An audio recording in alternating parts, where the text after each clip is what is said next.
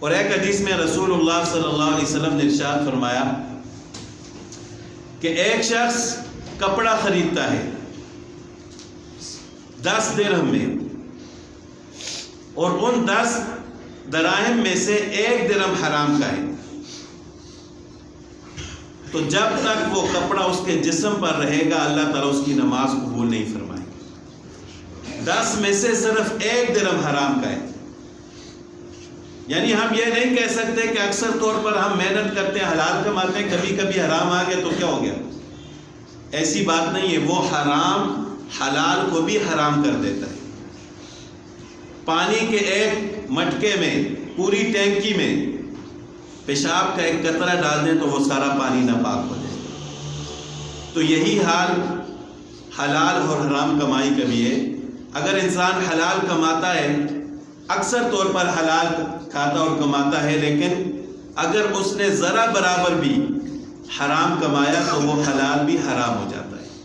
اب دیکھیں کہ 10 درہم کہاں اور 9 درہم، 1 درہم کہاں۔ لیکن وہ کپڑا جب تک اس کے جسم پر رہے گا، وہ حرام کمانے کا عذاب الگ ہے۔ وہ کپڑا پہن کر نماز پڑھے گا تو اللہ تعالیٰ اس کی نماز کو قبول نہیں فرمائے گا۔ اسی وجہ سے آپ علیہ الصلوۃ والسلام نے حلال کمائی کو عبادت قرار دیا ہے، اور جو شخص محنت کرتا ہے، حلال کمانے کی کوشش کرتا ہے، اس کے بارے میں فرمایا کہ حبیب اللہ، وہ اللہ کا دوست ہے۔ اور کسب الحلال فریضۃ بعد فریضۃ، رزق حلال کمانا فرض کے بعد فرض ہے۔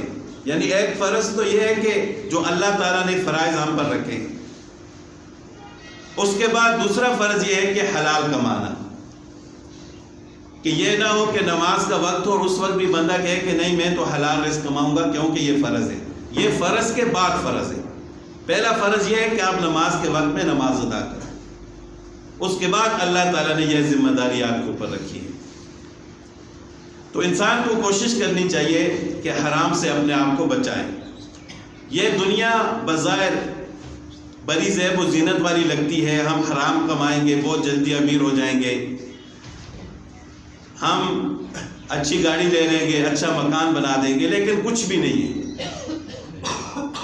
یہ سب خاک ہے۔ وہ حرام کمائی اس طرح ختم ہو جاتی ہے کہ انسان سوچ بھی نہیں سکتا۔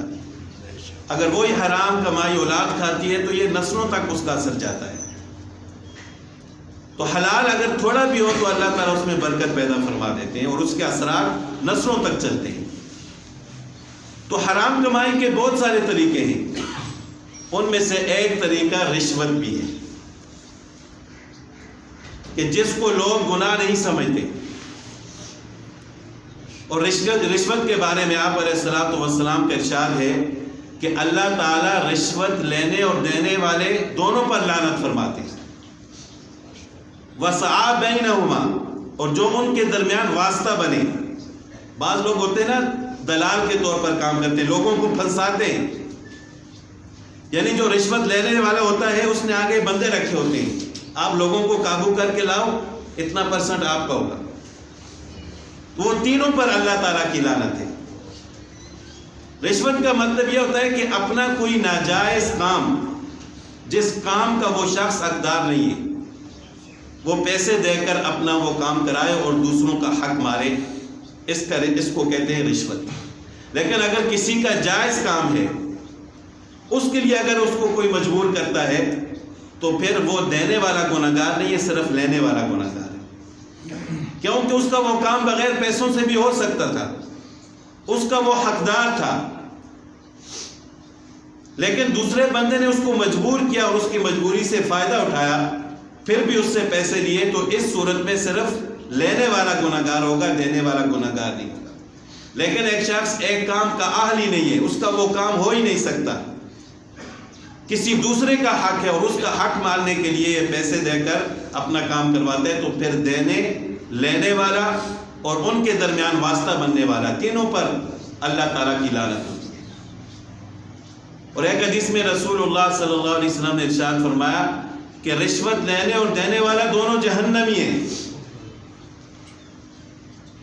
حرام کمائی کے بہت سارے طریقے ہیں، بہت سارے راستے ہیں، لیکن دو راستے ایسے ہیں حرام کمائی کے کہ جن کو رسول اللہ صلی اللہ علیہ وسلم نے سخت حرام کرایا، کہ یہ دو راستے سخت حرام ہیں۔ اور آپ کو تعجب ہوگا کہ رسول اللہ صلی اللہ علیہ وسلم نے رشوت لینے والے کو کس کے ساتھ تشبیہ دیے کہ یہ دو راستے کون سے ہیں؟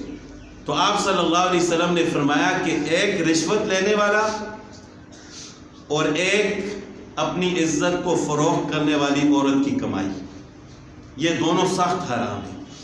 اب دیکھ رہے ہیں کہ اب راشی کو رسول اللہ صلی اللہ علیہ وسلم نے کس کے ساتھ نسبت دی ہے؟ جسم فروش، عزت فروش عورت کے ساتھ، اور یہ دونوں کے بارے میں فرمایا کہ یہ سخت حرام ہے۔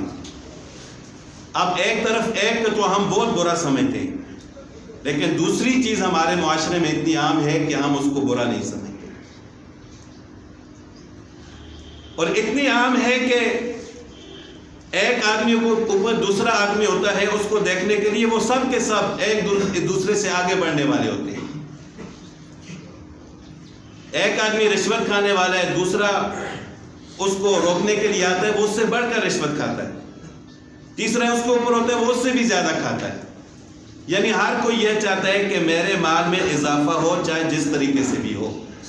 لیکن دوسری طرف رسول اللہ صلی اللہ علیہ وسلم نے فرمایا کہ جس طرح آپ اس عورت کو برا سمجھتے ہو جو اپنی عزت فروش کرتی ہے اور پیسے کماتی ہے، تو اسی طرح رشوت لینے والے کا حال بھی یہی ہے۔ اور رشوت لینے والے کی مثال بیکاری کی طرح ہوتی ہے، بھیک مانگنے والا، اس کی بھی کوشش ہوتی ہے کہ راستے سے گزرتے ہوئے ہر ایک سے مانگوں، کچھ کوئی تو دے گا۔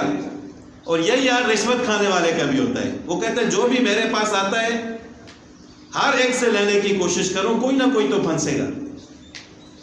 لیکن یہ ایک ایسا ناصور ہے کہ اس نے اسلام کو بھی بدنام کیا ہے اور ہمارے ملک کو بھی بدنام کیا ہے۔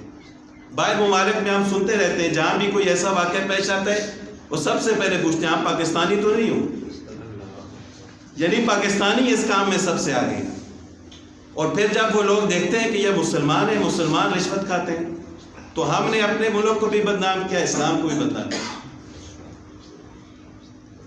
اب ہو سکتا ہے کہ بظاہر بعض لوگ ان کے اندر شرم ہوتی ہے، وہ مانگ کر پیسے نہیں لیتے، لیکن رشوت کی ایک دوسری صورت بھی ہے، چائے پانی کے نام پر۔ یعنی یہ نہیں کہتے کہ ہمیں پیسے دیں، کوئی چائے پانی دے تاکہ آپ کا کام ہو جائے، یہ بھی اسی طرح رشوت ہے اور گناہ ہے جس طرح پیسے مانگنا وہ رشوت ہے۔ یہ نہیں ہے کہ چائے پانی کے نام پر حلال ہو جائے گا، آپ اس کا جو بھی نام رکھ دیں، ہو سکتے ہیں معاشرے میں اس کو اور بھی بہت سارے نام ہو۔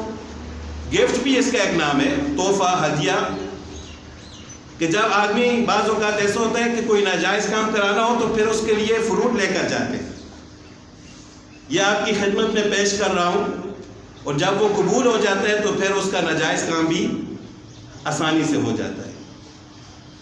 تو یہ اس طرح کا تحفہ اور گفٹ یہ بھی رشوت کے زمرے میں، اور حدیث پاک میں اس کی کئی مثالیں ملتی ہیں۔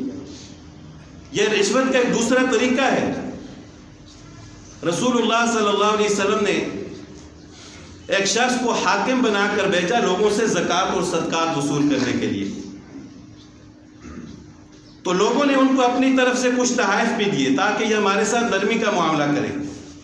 تو جب وہ واپس آئے رسول اللہ صلی اللہ علیہ وسلم کی خدمت میں، تو انہوں نے کہا کہ یا رسول اللہ صلی اللہ علیہ وسلم، یہ وہ زکوٰۃ اور صدقات ہے جو لوگوں نے دیا ہے، میں نے ان سے وصول کیا ہے، اور یہ تحائف ہے جو انہوں نے مجھے دیے ہیں، یہ میرے ہیں۔ تو رسول اللہ صلی اللہ علیہ وسلم کو بہت سخت غصہ آیا اور خطبہ ارشاد فرمایا کہ بعض لوگ یہ کہتے ہیں کہ یہ زکوٰۃ اور صدقات ہے اور یہ میرا ہے، انہوں نے مجھے تحائف دیے، تو میں ان سے کہتا ہوں کہ وہ اپنے باپ کے گھر میں بیٹھ جائیں، پھر میں دیکھتا ہوں ان کو کون تحفہ دیتا ہے۔ وہ گھر میں بیٹھ جاتے تو کون ان کو تحفہ دیتا تھا؟ ان کو تو میں نے ایک کام کے لیے بھیجا تھا، لوگوں نے اپنی آسانی کے لیے ان کو تحائف دینا شروع کر دیے۔ تو سختی سے رسول اللہ صلی اللہ علیہ وسلم نے منع فرمایا کہ دنیا میں اگر آپ کو کوئی عہدہ ملتا ہے، اس کی وجہ سے جو کوئی اگر آپ کو تحفہ دیتا ہے، گفٹ دیتا ہے، تو وہ بھی سمجھو کہ رشوت کے زمرے میں ہے۔ یہ عہدہ ملنے سے پہلے لوگ آپ کو کیوں نہیں گفٹ دیتے تھے؟ آپ اپنے گھر میں بیٹھ جاؤ، کون آپ کے پاس آتا ہے گفٹ لے کر؟ تو یہ بھی رشوت ہے۔ اسی طرح رشوت اور گناہ ہے جس طرح بظاہر ظاہری طور پر پیسے مانگ کر کسی سے لینا۔ اسی وجہ سے حضرت طاؤس رضی اللہ تعالیٰ عنہ کے بارے میں آتا ہے کہ وہ تحفہ لینے کو حرام سمجھتے تھے، اور حضرت عمر بن عبدالعزیز رحمۃ اللہ علیہ کے بارے میں آتا ہے کہ وہ جب خلیفہ بنے تو کسی کا تحفہ قبول نہیں کرتے تھے۔ تو لوگوں نے ان سے کہا کہ رسول اللہ صلی اللہ علیہ وسلم کو تحائف دیے جاتے تھے تو آپ صلی اللہ علیہ وسلم قبول فرماتے تھے، آپ کیوں نہیں قبول فرماتے؟ تو انہوں نے فرمایا کہ آپ صلی اللہ علیہ وسلم کو تحائف دیے جاتے تھے نبوت کی وجہ سے، مجھے دیے جاتے ہیں میرے اس عہدے کی وجہ سے کہ میں امیر المومنین ہوں۔ رسول اللہ صلی اللہ علیہ وسلم نبی تھے، لوگ نبوت کی وجہ سے ان کا ادب کرتے تھے اور تحائف دیتے تھے۔ تو اس طرح اگر بے لوث کوئی کسی کو تحفہ دے تو قبول کرنا چاہیے، لیکن مجھے تو اس عہدے کی وجہ سے دیا جاتا ہے، آج اگر میں اس عہدے سے ہٹ جاؤں تو کوئی بھی مجھے تحفہ نہیں دے گا۔ تو اس وجہ سے وہ کسی کا تحفہ قبول نہیں کرتے تھے۔ اور قاضی اور جج بننے کے لیے جو اسلامی اصول ہیں ان میں یہ لکھا ہوا ہے کہ جج کسی سے تحفہ قبول نہیں کرے گا، یہ ان اصولوں میں لکھا ہوا ہے۔ جج کی تو ایک مثال ہے، یعنی کوئی بھی شخص جو بڑے عہدے پر ہو وہ کسی سے تحفہ قبول نہیں کرے گا۔ حضرت عمر رضی اللہ تعالیٰ عنہ جب خلیفہ تھے تو ایک شخص ہر سال ان کو تحفے کے طور پر اونٹ کی ایک ران بھیجتے تھے، یعنی اونٹ ذبح کرتے تو ایک ران حضرت عمر رضی اللہ تعالیٰ عنہ کی خدمت میں پیش کر دیتے تحفے کے طور پر۔ تو حضرت عمر رضی اللہ تعالیٰ عنہ بھی تحفہ سمجھ کر قبول فرما دیتے۔ اب ایک دفعہ اس کا کوئی مقدمہ آ گیا تو اس نے اپنے اس جو تحفہ ہر سال بیچتا تھا اس سے فائدہ اٹھانے کی کوشش کی۔ اب حضرت عمر رضی اللہ تعالیٰ عنہ کے سامنے کھڑا ہے اور کہہ رہا ہے کہ امیر المومنین، آپ نے ہمارے درمیان اس طرح فیصلہ کرنا ہے جس طرح اونٹ کی ران اونٹ سے جدا ہو جاتی ہے۔ یعنی سمجھانے کی کوشش کی کہ ہر سال آپ ران قبول کرتے رہے ہیں تو اب ہمارا خیال رکھنا ہے، اس طرح فیصلہ کرنا ہے کہ جس طرح اونٹ کی ران اونٹ سے جدا ہو جاتی ہے۔ اسی وقت حضرت عمر رضی اللہ تعالیٰ عنہ نے تمام حاکموں کو خط لکھا کہ آج کے بعد کوئی بھی کسی سے تحفہ قبول نہ کرے، یہ تحفہ نہیں ہے، یہ رشوت ہے۔